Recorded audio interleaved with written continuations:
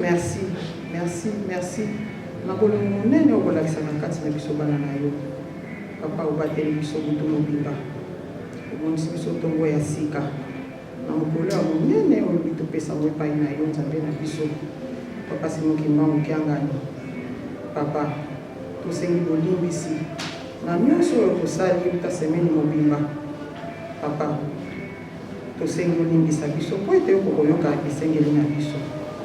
Nzambe na biso bana na yo toye kotika mikumba na biso pai na yo Nzambe na biso toye basani ya pamba tosengi na yo tata molimo santo opesa biso bilei na yo bomoi ekopesa biso kimia na banzoto pe na milimo na biso mingi toye esika oyo toyiti komela bakisi ya ndenge na ndenge banzoto ezangi kimia yo tata molimo santo Nzambe na biso yo mopesi na nyonso papa tosengi opesa biso tonga na yo molimo pekisi na yo molimo tokozongi tokimia po nzoto maladi kosalaka te papa tosengaka kaka pai na yo mosusu azali te Nzambe na biso tata molimo santo papa simokimba okiangani yo tondai na nyonso yo ozangi eloko te yo motambwisa mokili oyo mokili oyo epesamini na yo papa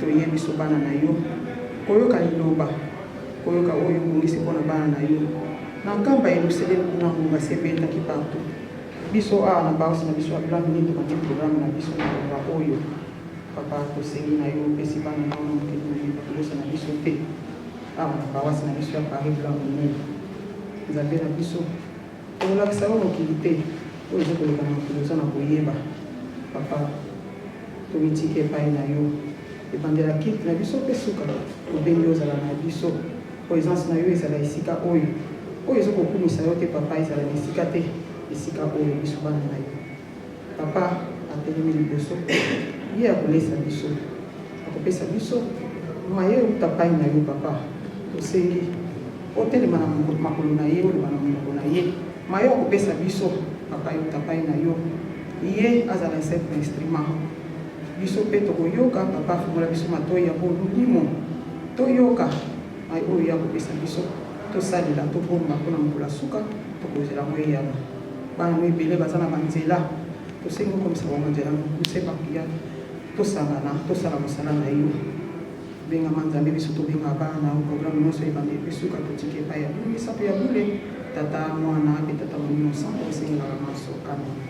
Prenons nos Bibles, nous allons lire le premier texte d'aujourd'hui, qui est choisi dans les livres des Psaumes, chapitre 119, verset 1 jusqu'à verset 10. Notre thème de réflexion d'aujourd'hui, c'est l'obéissance. De tout leur cœur, qui ne commettent point d'iniquité et qui marchent dans ses voies, qui a prescrit des ordonnances pour qu'on les observe avec soin. Puissent mes actions être bien réglées, afin que je garde tes statuts. Alors je ne rougirai point. À la vue de tous tes commandements, je te louerai dans la droiture des statuts. Ne m'abandonne pas entièrement. Comment les jeunes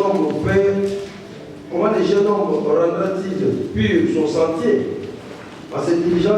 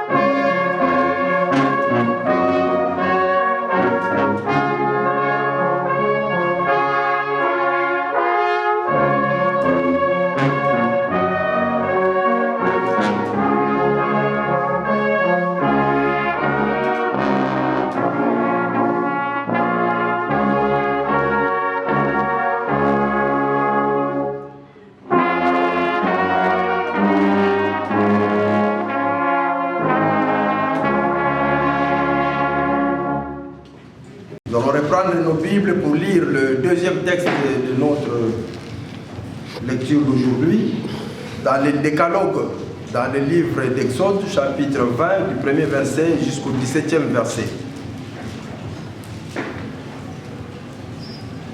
Alors Dieu prononça toutes ces paroles en disant: Je suis l'Éternel, ton Dieu, qui t'a fait sortir du pays d'Égypte, de la maison de servitude. Quelconque des choses qui sont en haut dans les cieux, sont en bas sur la terre et sont dans les eaux plus bas que la terre. Tu ne te poseras point devant elle et tu ne serviras point, car moi, l'Éternel, ton Dieu, je suis un jaloux, l'humilité des pères sur les enfants, jusqu'à la troisième et la quatrième génération de ceux qui me haïssent, et qui fait miséricorde jusqu'à 1000 générations à ceux qui m'aiment et qui gardent mes commandements. Tu ne prendras point le nom de l'Éternel, ton Dieu, en vain, car l'Éternel ne sera point impuni, c'est lui qui prendra son nom en vain. Souviens-toi du jour du repos pour les sanctifier. Travaille 6 jours, tu feras ton ouvrage. Le 7e jour est le jour du repos de l'Éternel, ton Dieu, tu feras ton ouvrage, toi, ton fils, ta fille, ton serviteur, ta servante, ton bétail.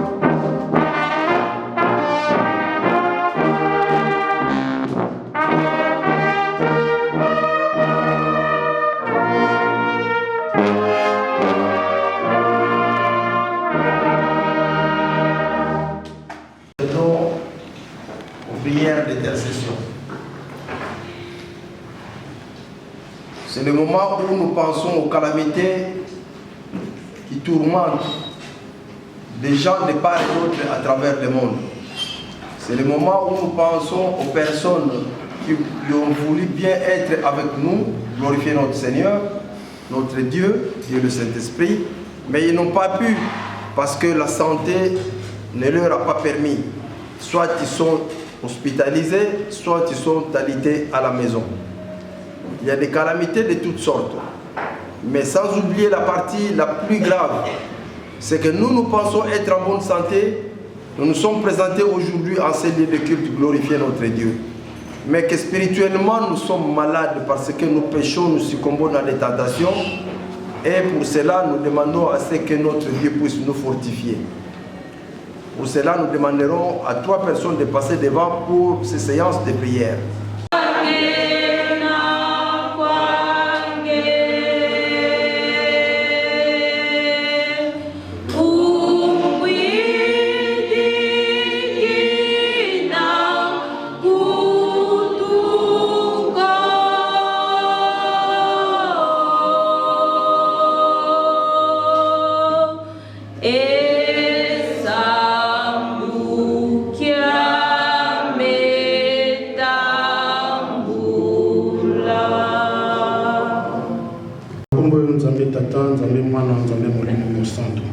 Nzambe na biso papa Simon Kimbangu Kiangani.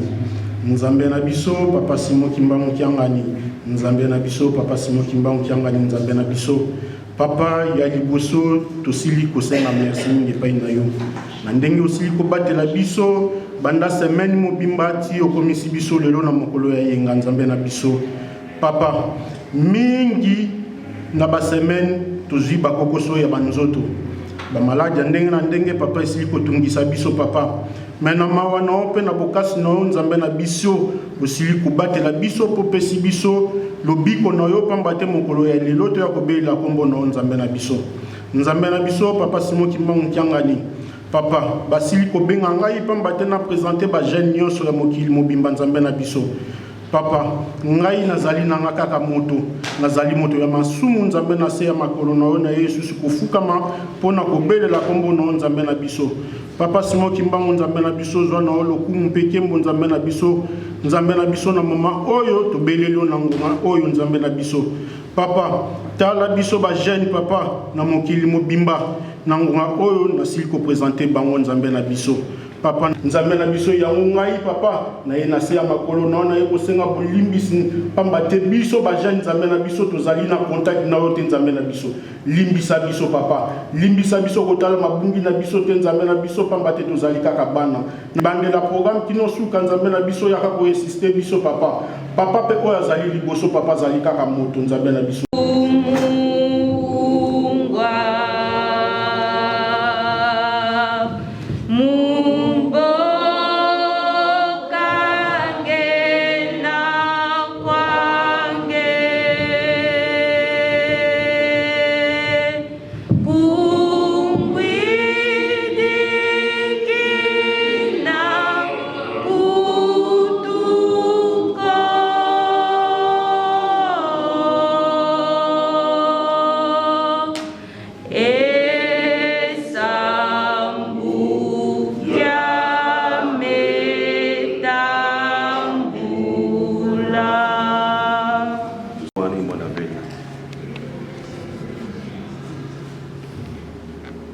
Tata Simon Kimbangu Kiangani, Tata Simon Kimbangu Kiangani, Tata Simon Kiangani.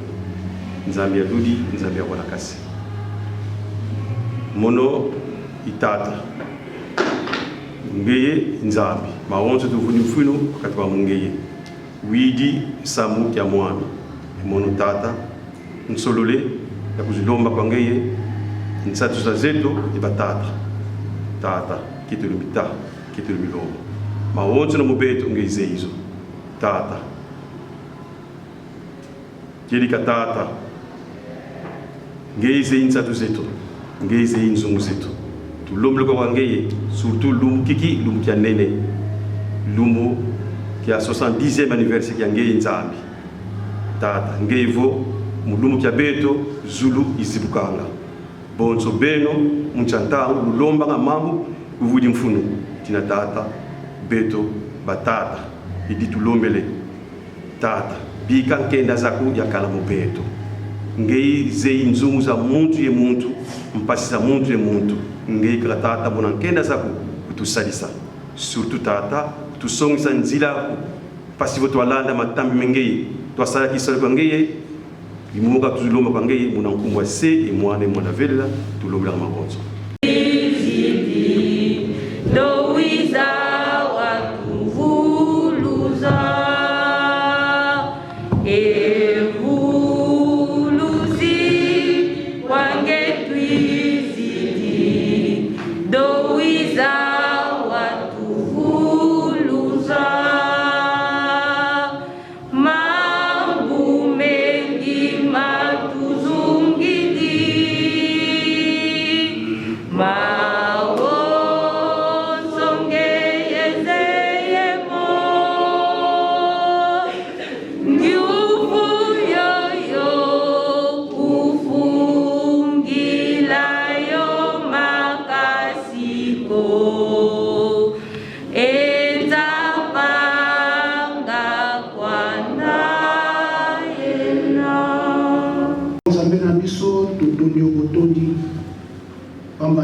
nzambe na bolingo, nzambe na kimia, nzambe na boboto. Na bolingo na yo nzambe na biso, pesi biso lisusu opportunité biso bana na yo. Toya lisusu na bokola lelo ya yenga ya le 10 octobre. Po ete toya kokumisa kombo na yo ko sanzo na monene na yo papa.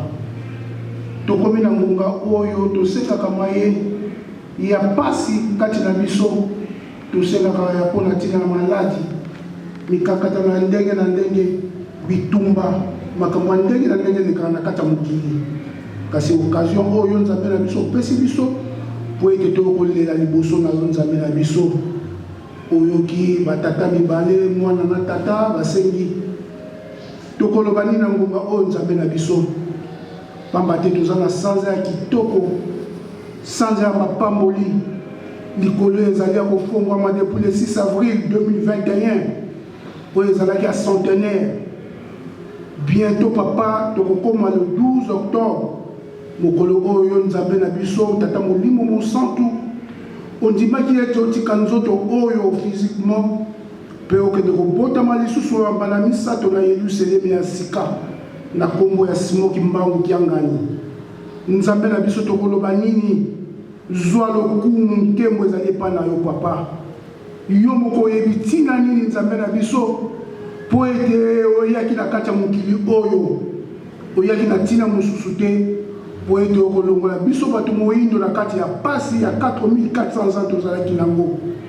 Nzambe na biso zwa lokumu yo lobi na biso ezalaki na gauche ekomi na droite yo lobi na biso ezalaki na droite ekomi na gauche papa tokolobakisa nini yo ningisi mokili na yo mokili ezali ya yo pamba te yo papa Simoki Mbangu ntango bakangi yo obetaki tolo olobi ete les 4 coins du monde epesami ngai Mokimbangu mwana bakongo mokili oyo ezali ya yo ndenge nzembo oyembaka likolo ezali ya yo sepe ezali ya yo nzambe na biso yo ozali nzambe me eza koleka na kati ya mokili yo yebi yango nzambe pamba te ezali programme na yo tala mokili ndenge ningani bitumba pasi maladi nzala kokufa makambo ndenge na ndenge eza na kati ya mokili oyo mabaladi oyo tobelaka te batata na biso bakoko na biso babelaka yango te kasi biso na ntango oyo yango tozwa komona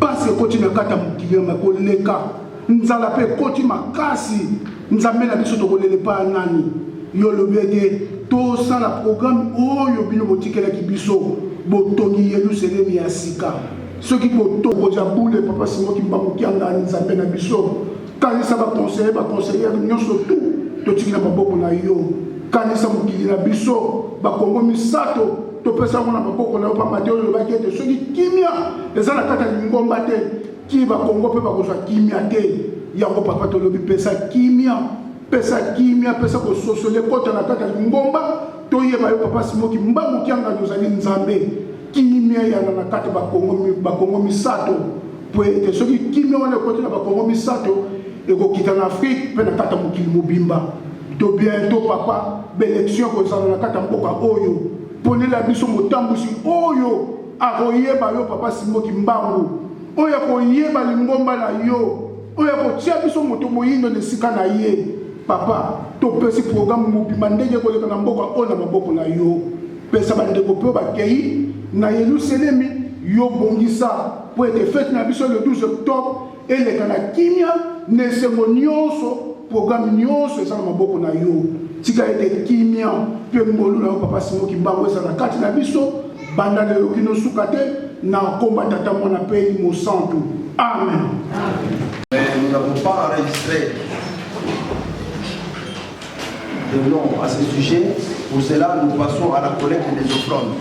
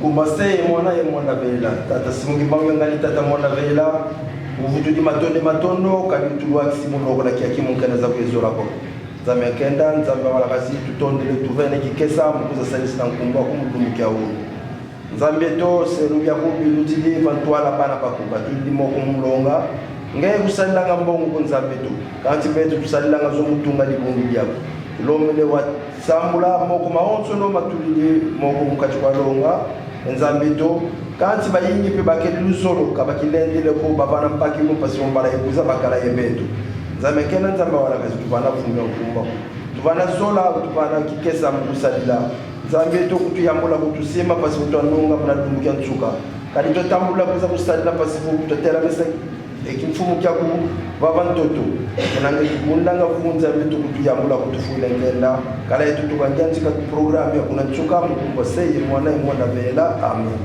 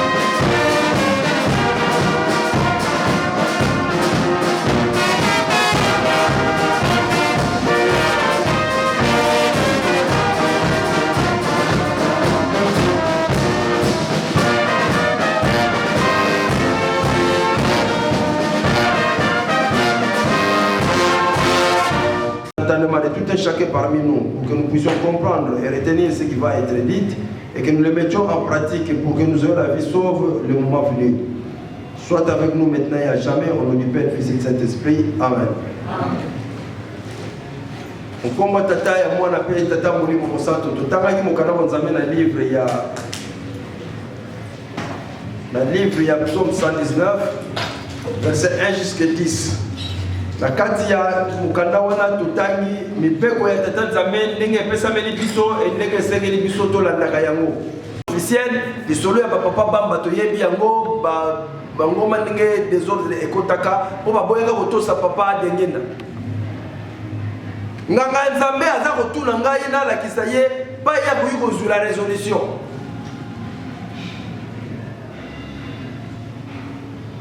nayebisi nga me ozali na yango abi non naza nango te nameki koluka na bimikanda na nga ezali te nayebisi ye kende na règlement d'ordre intérieur kende na suka okomona yango ake adui règlement d'ordre intérieur abaloli bapage ake na suka amoni yango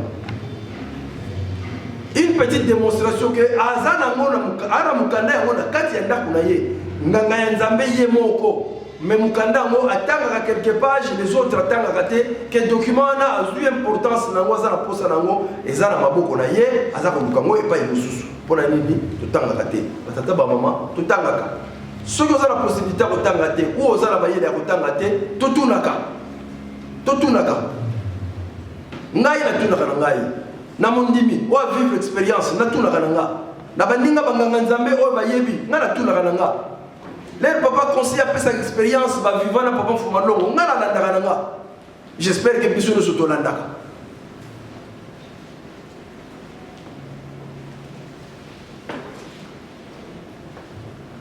Église na biso batu mingi ba admiraka yango. Tango ba chorale eyembi indiscutable. Église kimbangisi batu mingi ba admiraka biso. Tango ba yoki fanfare beti indiscutable.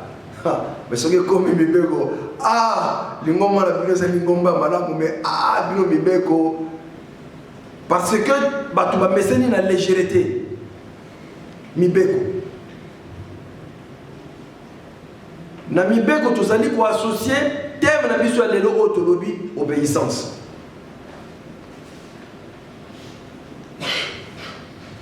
Tant que tu as na kati ya 10 commandements, tu tanya nyonso c'est comment mon message. Ce qui te lobby la mutu awa, ce qui est qui classe total mais ça mutu pour réciter au facile, biso nyonso to yebi. Là je vous félicite parce que tu remarques ya mo. Bino nyonso boyebi, félicitations. Mais manière ya ko discerner verset moko et ko kana kate ya ngwana photo senga na tata nzambe. Ko lo bateki 10 commandements na yebi na ngona kati ya mutu, c'est bon. Non. Aujourd'hui, nous allons parler d'un seul verset. Honore ton père et ta mère afin que tes jours se prolongent dans le pays que l'Éternel ton Dieu te donne. Batata ba maman, je globalise parce que ngape naza mwana, nazala na tata même si akufa, nazala na maman même si akufa. Pour na oyo bazali ke batata baza vivant, honore ton père et ta mère pour que tes jours se prolongent. Na kati ya ma famille ba intellectuel bazali tant tozala kokende misala ba directeur bazali ba ingénieur bazali et ba ndumba bazali na kati ya famille en tout cas bino so bazate chez moi bazali ba mibi bazali ba bagarreur ye to réseau sur simbi famille na ye atuna raté a koti bitumba bazali. Mais bango nyonso bazali membre ya kati ya famille. Revenons à nos parents. Honore ton père et ta mère pour que tes jours se prolongent. Tata l'air assassin. On respecte yibi, on respecte yete. Tata soki azali moyibi. On respecte so, on respecte yete. Au mona infidélité à maman. Malgré papa azali. On respecte yibi, on respecte yete. Bible appelle ça biso possibilité à jugementer. Alors on a besoin de tout ça baboti, tout ça nzora bango. On peut ça possibilité il y a juger bangoté. Alors que maïel est tellement élégimingi pour ne pas dire modèle il y a lapin, azara mutu juste mais mato il est cas nicolo que bana toboti, mususu batangi mingi ko lega biso, ba mususu bazana ba diplôme d'état, mususu bazana ba gradué, ba mususu bazana ba licence. Mais tous les gens docteur tellement ils ont étudié que si tu as tangi na bamboga ya mindele bamona rabiso la totalité. Faut faire comprendre encore à nos enfants que mais j'ai été à l'école. On dit ça une petite expérience qu'on a vécu à mon ami Seka. Nous avons répété boire bana, moi na commis na collège, alingi na répété devoir té. Na yebse mais j'étais à l'école comme toi. Mais non papa, tu n'arriveras pas, tu ne pourras pas. Même si maman a un niveau de classe en Asuka. Maman a un niveau d'études dans ça. C'était dur pour convaincre moi. Moi, je minimisé parce que pour la tangate. Tellement beaucoup de gens dans Zela, Batangate, comme la bon. Il n'y a pas de son métier. Et donc, comment porter jugement? Biso bana to comment porter jugement na comportement ya batata na comportement ya ba maman o ba boti biso o koya ko se permettre de manquer respect na tata na maman parce que tata zali noki oui peut-être zali noki oui peut-être l'otaye anokayo au mona oyo mona ça te demande ça te donne pas le droit ya ko manquer respect pour ya kozala ko to ça y est pesa la place ya tata ndoki na ye na nzambe na ye oui binaye na nzambe na ye ndumba maman na nzambe na ye. Voilà ma petite détail dans la réflexion. Botosi. Maintenant, les toqués autant dans la katia mukanda ya Samuel. Prophète aye apesi liloba. Mokonzi, tata nzambe alobi kene na mboka wana massacrer bango nyonso. Boma nyonso. Ozongi. Bandimi bakei. Nazongi rappelle on a si va pour martyriser batu oyo na tangi mukuse ce qui nous intéresse mais pour vous raconter d'où nous sommes venus. To tu vois. Mon continuer à kei na mboka wana asali musala oyo batilié mais akende kokuta banyama mususu tant de tambola ka o bakende mingi ba province na ba voiture. Il arrive de façon vous traverser au moni élevage. Au komona ba soso kitoko vraiment beau à voir. Tellement ça sentait bien. Au moment où on a mususu kitoko pour ça au caresser tellement bel-être eloko kutana na bango lwemba na mitindo bapesi bango non bamoni ke babeli mususu babefu mususu photo zonga na bango baza tellement kitoko tokende pesa bango mbeka et pas tata nzambe alors que tata nzambe apesa ki mitindo bobo nyonso sans distinction na bato na banyama croyant que basali likambo ya malamu bazongi melere bazonga tata nzambe asilika nde pai Samuel ayi koloba tata nzambe est-ce que akosepelaka na bakado oyo tokopesaka ye est-ce que tata nzambe akosepelaka na palata na olo oyo tokopesaka ye tata nzambe akosepelaka na botosi tozongelaka likambo botosi tozongelaka likambo botosi tozongelaka likambo botosi. C'est pas parce que je suis venu de bonne heure nazala nga pe mutu ya masumu na ndenge na nga mais nasalaka fort na petola nazala correct ndenge lingomba aseni tata ba maman oui tu souffres na foi na nezongi vraiment te. Nous avons dit ici tolobaki mukolo mususu ke dimanche basenga biso to sanctifier yango dimanche ebandaka minuit babenga yango 0h compteur à 0 et bandi kotanga ti 24 heures lettre comme à minuit prochain 24 heures dimanche et sili donc tant betaki 0h 1 minute au côté dimanche na lobité tant on a sikoyo okende kolamba okende kosala nini na tikeli raisonnement ya mondimi na mondimi yena nzambe na ye mais dimanche et bandaka 0h poto yebi kotanga heure tata maman talaka leto baninda ko ya nzambe talaka leto zali koya na conscience na yo yebi ke dimanche bandi minuit olamuki l'heure nini osokoli l'heure nini obongisi bana l'heure nini obongisi li papa l'heure nini yo moko l'heure nini ozui transport l'heure nini oyo koma ndako nzambe sa nzambe l'heure nini ndako nzambe dimanche bandaki 0h tout ça l'effort ya comprimer temps longoni ya maman motambusi tango ya pesi complément ngabe a nzambe beso yoki lo sambolanga maman comprendre que ta esi ekei tokene na mokuse botosi batata ba maman Abraham apesaka ye mitindo atosa nyama nyonso divisé par 2 soki na bible okuti yango asalanda ndeke aminimiza bia ndeke za nango moke tala bana Israël et pas basukela tina esclavage na kanda wana oyo tata nzambe azwa pamba te tata Abraham pourtant tata Abraham babenga ye ami de Dieu mais kaka mitindo bapesi ya tosite tala epai basukela botosi tango papa na biso akoya na partie sociale tokokanga awa blameni loye bolingo mibeko misala tosukisaka botosi couronne tomimema.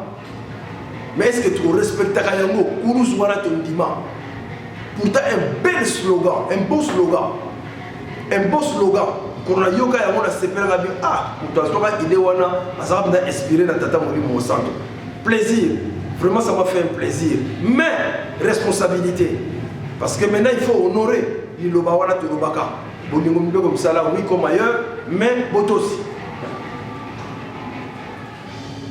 Kolo yesu alobi na kei et pas ya tata mais na tiki bino pamba te na kosenga tinda bino un autre consolateur aoya itangi sabino aosala témoignage na ngai akoloba bino makambo ko ya tata moli mosanto aye atei biso tango papa aye atei biso alobi na biso bien Adana Eve ba mema lisumu ya kindoki po ba liaka mbuma le véritable péché ya Adam et Ève c'est la désobéissance. Ceux qui va désobéir à la ba komaka kosuka na koliambo mate koliambo mezalaki nde conséquence et memi bango tina kindoki tolobaka kindoki conséquence rien du tout. Ceux qui va désobéir à na mitindo oyo tata nzamba pesaka bango nde basuka na koliambo mate obéissance. L'autre bima tolingi to komamboka désordre tomona ezala ebele na kati ya bible metangela biso. Surtout que homosexualité, pédophilie, tous les désordres autour de la vie sexuelle, et ça va casser la carte il y a Sodome et Gomorrhe. L'autre bima. Papa Abraham, ça abonné, mais ceux qui te descendent, tu vas bombarder. Ceux qui 50, ceux qui sont acquittés. Mais l'autre kakabuta monana. Kamata mwasi na bana bima. Mais kota la simate. Dans le discernement à la Bible, on n'avait pas demandé à papa, l'autre ou maman de regarder la tête derrière. Non. C'est parce que l'autre, oui, mais sa femme, elle est une femme d'affaires. Sa femme avait de l'argent, des magasins, avait des biens. Elle est une nantie. Quand la stimate, c'est-à-dire que ne regrettez pas ce que vous allez perdre. Babimi, bazako kende, mais bako yoga makele la sima bako ganga, bako yoga ndenge moto ezako sala. Regret est hanté, motema ya mwasi à l'autre. C'est ce regret-là qui lui fera transformer en statue de sel. Botosi. Les loyo, papa Simon qui m'a dit que ça ganga, bonzoto eleka muke, molimo eleka ezala mingi. Azako belela, tozako kende, tozako pusana, azako laka, azako rappeler. Moi na papa Simon qui m'a dit telemeli wapi. Moi na papa Simon qui m'a dit na obéissance au telemeli wapi. Token de commandement, token d'interdit, token d'obligation, token de recommandation, token de lokutakano, nyonso ba osenga biso botosi. Po botosi me mabiso na kopetoma. Ndelo ba ko bukela biso. Kopetoma. Papa lobana est très bien. Awa amona ka biso ayebi biso. Kuna akotale lo ya papa Félix te. Akotala motema papa Félix. Ce qu'elle répondre était je te connais pas. Na yebioti. Yangwana papa azali kosala nyonso poto peto botosi pasi eleki na mokili mabonde na biso papa kata mokano kaka lelo oyo franchement pouvoir wana soki ba prêter yango na mutu nyonso na kati na biso awa eloko na biso tokowela kokata mokano po pasi eseleki mingi nzembo si eyemba ke papa soko zelika biso nyonso tolingana okozwa mutu te pamba te satana paza kotumisa kata kaka sikoyo. Mais tellement un Dieu miséricordieux, lent la colère et riche en bonté et en fidélité, Azalika a causé la pour récupérer Kakangaï, Nazana Nase à Mabunga. Tata maman, est-ce que vous tous, tous allez na yango? N'a pas signé sur tout le monde, Kakanelo, ce qui est yindi, to perdre. Journal dimanche à Lelo, ce n'est qu'un exemple. Nazu. Ce n'est qu'un exemple. Yozo kanisake ya ngaka kama nazana retard c'est pas grave basi ba komi na bango yeba zo kanisake ngaka nazana retard si na komi na nga yeba su bazo kanisake ngaka nazana retard curieusement il sera 13h30 nous sommes pas là et to baninda wanzambe leur ni botosi la tangeli bino likambu ya papa Abraham pour vous dire que ce ne sont pas les grosses choses qui ont causé du tort na papa Abraham, le petit oiseau. Si on tient la balance, je ne sais même pas si on a 5 kilos. Maman balamba kadao qui soso bolobaso qui 1 kg 500, poids 15, poids 13, poids 14. Donc 1 kg 500 grammes. Même pas 5 kilos. Dans la bana Israël nenge bakende boumbu na kanda papa nzambe asilika pona nini ozanga botosi. Botosi. Mais bien quand tata nzambe bakakola raté tosa. Toza n'a pas si tata na maman toza n'a pas si parce que jour et jugement papa a nommé l'inoba o moyebi. Suivez-moi aveuglément comme moi je suis mon père aveuglément. Okolobali n'est pas tata nzambe. Ah oui Seigneur nakanisaki. Oui papa Simon Kimbangu nakanisaki. Je croyais que makoyo kaote. Puis c'est ça l'oba déjà que na lobi landa. Na lobi tosa, na lobi kende, na lobi zonga. Quand il y a la réflexion na yote, tosa kaka. Pas y tu la réflexion na biso pas y tu bungera. Cher papa, chère maman, soyons très attentifs. Nous avons toujours dit, quand nous venons nous faire baptiser, on nous fait suivre le catéchisme. Nous venons volontairement. On nous montre l'ambiance dans l'église kimbanguiste, les connaissances de base de l'église kimbanguiste. On nous donne ce qu'il faut. Nous adhérons. Quand nous adhérons, ne venez pas, ne ramenez pas vos idées. Comme un adage qui dit dans la vie courante, on entre dans le bureau du chef avec ses idées, mais quand on sort avec les idées du chef. Oui, vous entrez dans l'église kimbanguiste avec vos idées, Mais quand vous êtes dedans, avant de sortir, vous allez sortir avec les idées de Papa Simon Kimbangu. Et donc, nous devons apprendre à suivre, nous devons apprendre à obéir. C'est ce que nous avons lu dans les livres de psaumes. Seigneur, vos commandements, oui, d'accord. Soutiens-moi pour que je vous suive. Je vais bien les suivre, mais je ne rougirai pas. Donc, tout ce qu'on nous dit, quand ça nous arrive, souvent nous respectons par ignorance.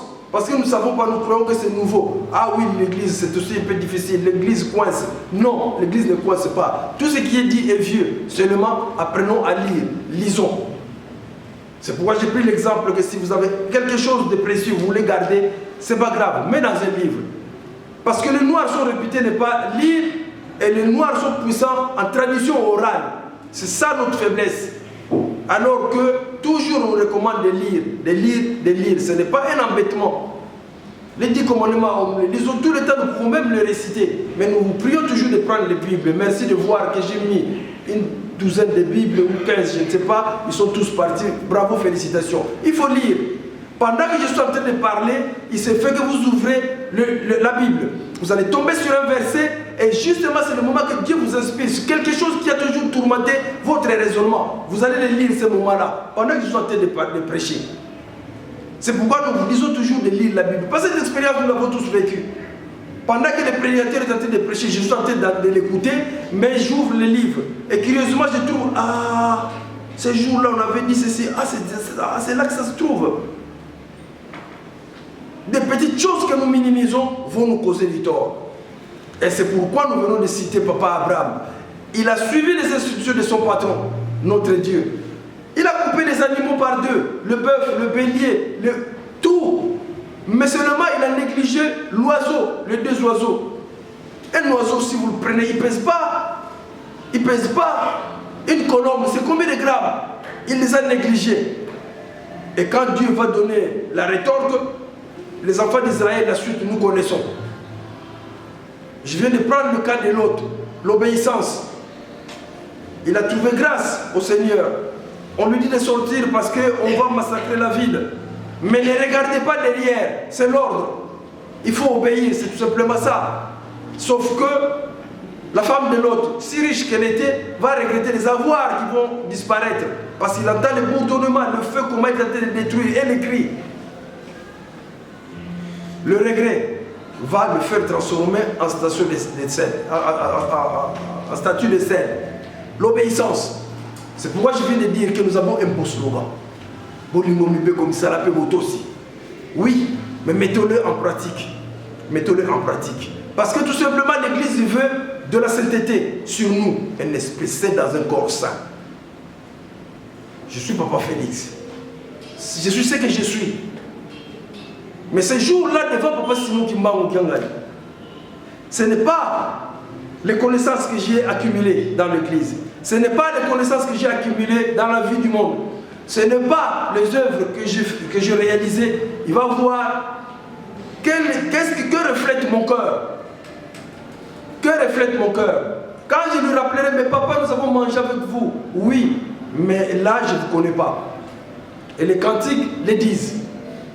C'est pourquoi je viens de dire qu'aujourd'hui, si on accorde le pouvoir à tout un chacun de nous, nous allons nous empresser à vite régler les choses à la minute pour que nous passions au stade que nous voulons où la paix va régner dans le monde et nous allons vivre calmement. Mais Dieu de miséricorde, plein de bonté, il est patient, il attend encore. Papa Félix traîne encore. Peut-être je ne vais pas perdre son âme. Il m'accorde ce temps, il vous accorde ce temps, il nous accorde ce temps. Mais obéissons, obéissons. Je rappelais, dimanche commence minuit. À partir de minuit, même si nous dormons, nous entrons dans le jour du Seigneur. Nous nous réveillons à quelle heure? Nous nous préparons à quelle heure? Nous préparons les enfants à quelle heure? Nous préparons ce qui est nécessaire pour papa à quelle heure? Pour ceux qui sont mariés. Nous allons manger à quelle heure? Nous allons prendre notre transport, la voiture à quelle heure pour arriver à l'église à quelle heure? Nous avons pris un engagement au Seigneur. Nous commençons les cultes à 13h30. À 13h30, la Trinité était déjà là. Nous nous entrons en retard. Nous ne pouvons pas vous empêcher de répéter parce que c'est au profit de l'église. Mais à quelle heure? Brazzaville, Luanda, Kinshasa, Kamba, ils commencent les cultes à quelle heure? Ils se réveillent à quelle heure? Ils ne sont pas des chrétiens kimbangistes, mais nous sommes des chrétiens kimbangistes. Il y a un problème. Il y a un problème. Bango bazali bandimité, balamukaka tongo, babandaka culte leur nini.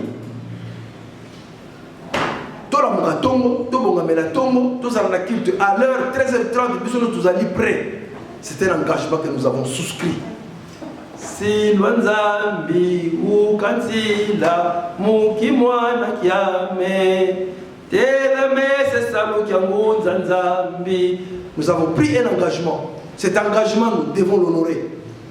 Nous devons l'honorer. Menons les réflexions plus loin. Maman, j'étais qui? Maman, telema yaka perception nzembo mi balé beaucoup yemba sikoyo. Nzembo wana eza kitoko, makasi. Mais une phrase, eza na kati kuna na souligner binongo na suka. To prêter d'abord attention.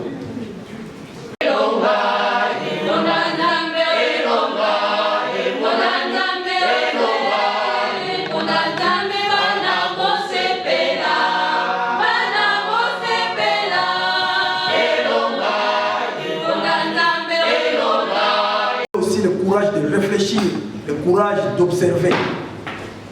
Nzembo bayembeli biso kitoko na refrain balobi na manso bosaleli ngai satana asepelite kotosa botosi ngai satana kufisoni. Mais revenons à Adam et Ève, qu'est-ce que nous venons de dire? Le péché d'Adam et Ève, c'est d'avoir désobéi. Conséquence, ils vont manger le fruit, c'est-à-dire bazui kindoki. Obéissance. Et c'est là le piège Satana, c'est là le piège de Lucifer, l'obéissance. Or, nous avons dit les autres fois que nous détenons un pouvoir. Nous détenons un pouvoir. Ce pouvoir s'appelle la volonté. Avec la volonté, moto lingi yo bolingo, so lingite, olingi na ote, maman so lingi na lingi na été. Papa tabala lisili misu, so ga lingite a lingite. Parce que volonté na ye a lingite, c'est ce pouvoir-là de dire non. Tant que nous sommes dans le malonga, quand vous êtes décidé à ça parce que vous avez volonté na yo. O makanisa boyiba elio. Mais après réflexion, on dit que mi beko ba pekisa. On dit que non, na boyiba te. Quand vous décidez, vous avez volonté na boyiba te, o boyiba te. La volonté est un pouvoir, c'est le pouvoir, c'est la force que l'homme détient pour combattre Lucifer. Et la Bible nous dit, Lucifer fuit l'homme qui lui résiste. Mais par ta volonté, si tu tiens fort, par ta volonté, si tu tiens fort, en quoi Lucifer va te faire tomber? Parce qu'il va tenter une fois, tu tiens, il va tenter une deuxième fois, tu résistes, et une troisième fois, tu résistes, et puisque tu résistes à Lucifer va t'abandonner. Et c'est la raison pour laquelle nous prions toujours toutes les 3 heures.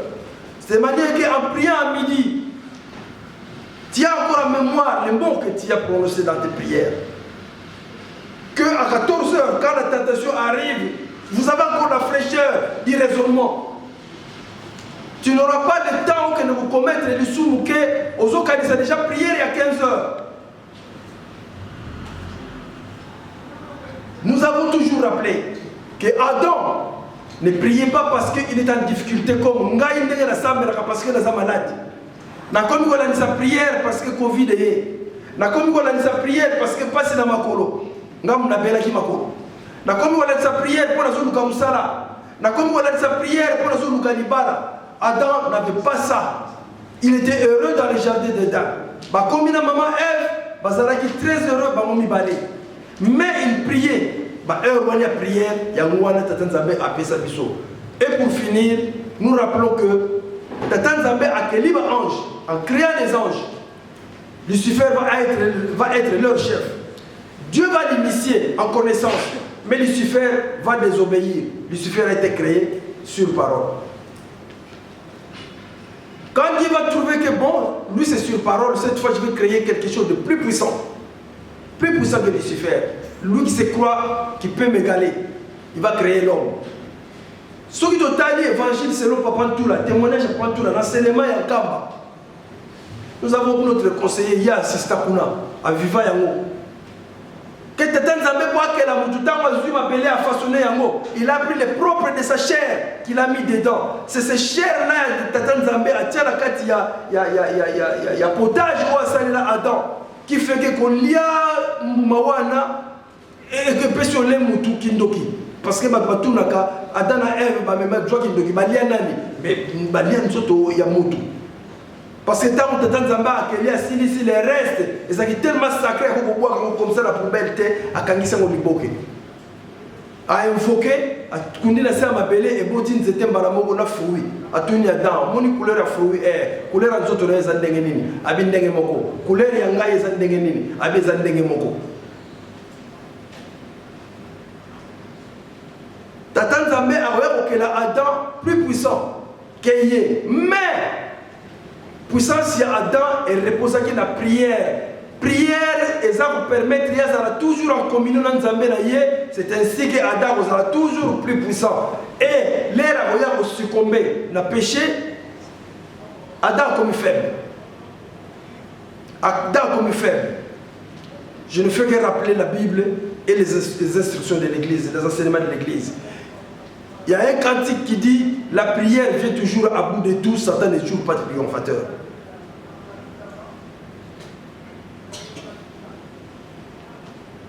Anecdote. Ole misanga. Photo 4.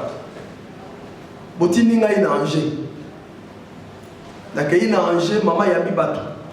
Basili si ba répétition ba tubela esili makamuno esili ba to ba panzani ba kayina banda. L'État a assuré ma communion se faut que les mecs condamnent tout ça.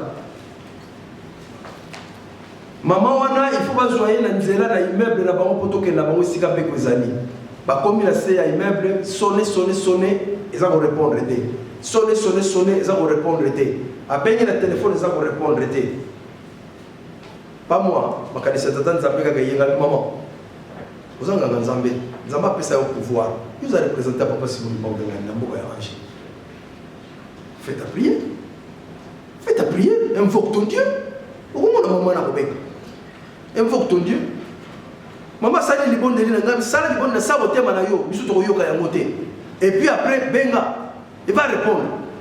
Asali li bonde lina ye et puis a téléphone a petit a sali numéro maman à la muki. Ah oui ah tozala ko yoka te to kanisa ki boya li susute maman a kiti. Il était 0 heure. La prière vient toujours à bout de tout. Quand vous croyez que Tikana Kende Kuna, oui, ils ont bakao, ils ont dit que les Kiyo Tikana Kende pas Nzambe.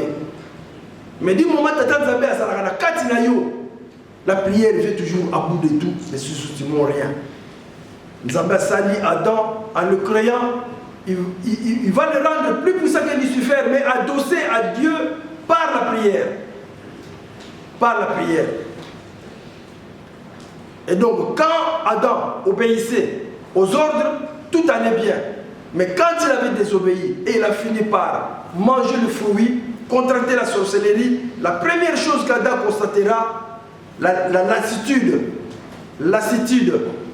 Otobenga na lingala bolembu. Ngonga libondele kobi na robondela likamte ya midi le ka na robondela na 15h. Il y a 15h pelere na robondela likamte à 18h. On a 18h à salle fort à Bondeli. Allez prier les années réguliers, prier les commis décalés parce que nous autres commis infestés. Maman, Botosi. On peut parler de beaucoup. Botosi, Botosi, Botosi, Botosi. Parole, c'est la nous a pris un exemple. La mystique est belée. Dynamisme, la biso, bao ba ya ko sambela awa soki ba kei ba membango sango. Solo na muta sambeli awa so ka ba bino pa na bino bozo molende na musala et pas na bino boyokani et kende ke sango. Mais ça ne nous empêche pas de souligner Botosi.